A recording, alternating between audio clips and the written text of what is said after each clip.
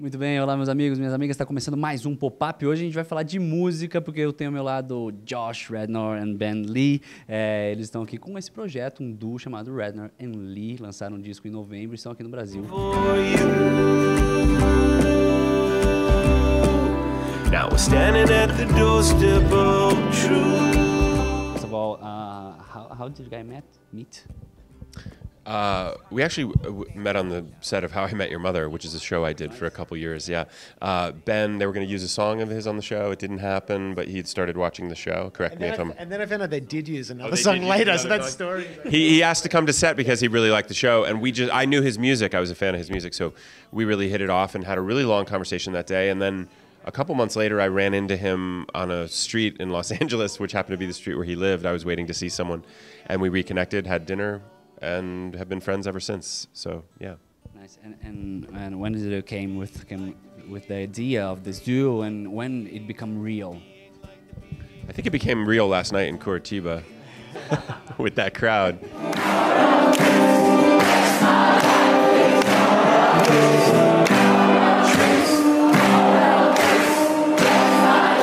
The album came out in November last year, so it's pretty recent. Can you tell more about the music? What is the feeling that Radnor and Lee passed through music?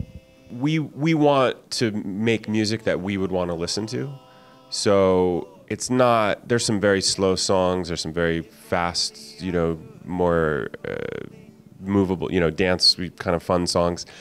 But ultimately we just want people to feel good when they listen to the record, and there's a lot of lyrical ideas in there that maybe you'll hear a lyric that'll stay with you and make you reflect a little bit on your life. But we don't have an agenda other than making music that we love to hear and play, and we think it'll be fun to share with people, Yeah, there's a great moment when you write a song and you look at the lyrics and you go, that's a pretty cool line.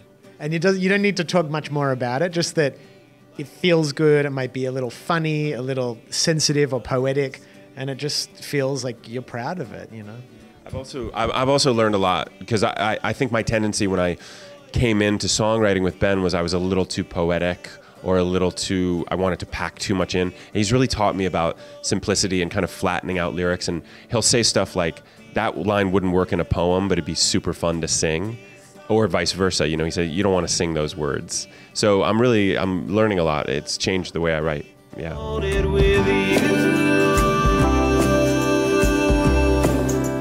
Standing at the doorstep of truth. When did you realize that you could write music, and then you too? Because you write since you were 13, right? When we decided to write songs together, I kind of thought I would write a lot of the lyrics and Ben would do a lot of music, and it hasn't really worked out that way, because Ben had this idea that he really wanted to support me as a musician and as a composer.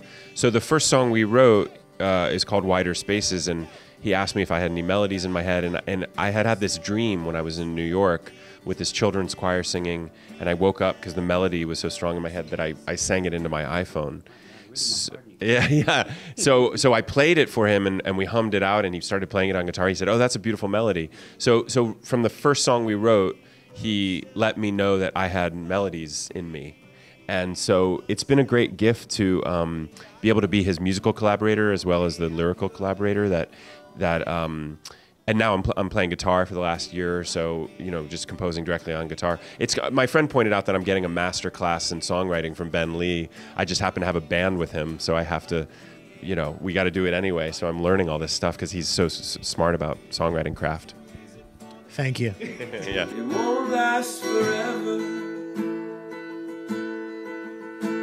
and we're reborn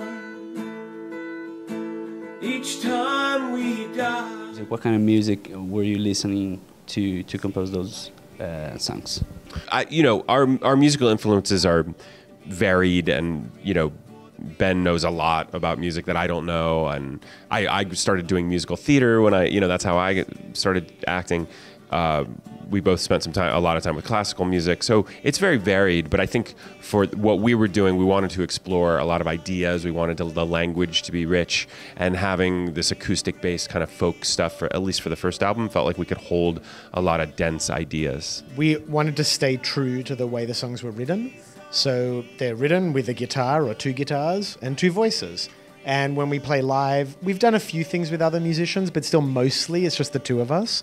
So it's not as much like a contrived aesthetic as like, this is what we do. It's two people with guitars. So let's make the record sound like that. Whatever this thing is, it's really just two guys ultimately who are really good friends writing songs together and enjoying sharing them. So the shows in Brazil are just me, Ben, one guitar, sometimes two. We're working in more guitar for me, but we're working towards being a two-guitar band.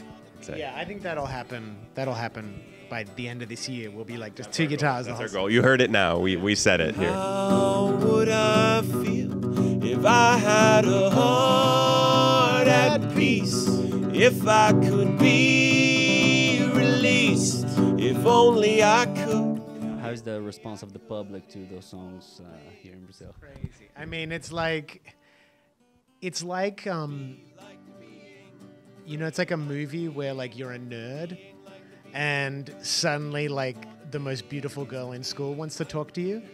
It's kind of like that with the Brazilian audience. Like we're just like writing songs together, like very small, and we show up here and the people are so passionate and they're just like, they know every word, they're singing along, and we're just going like, oh, we are pretty good, aren't we? The past, if only I could, if only I could, if only. See, Josh, I have to ask something about How I Met Your Mother. Do you mind? to. No. No, I'm kidding. Has anything good happened to the duo after 2 a.m.?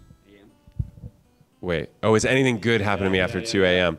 I was up after 2 a.m. last night, but my lawyers have advised me not to talk about it. agree to see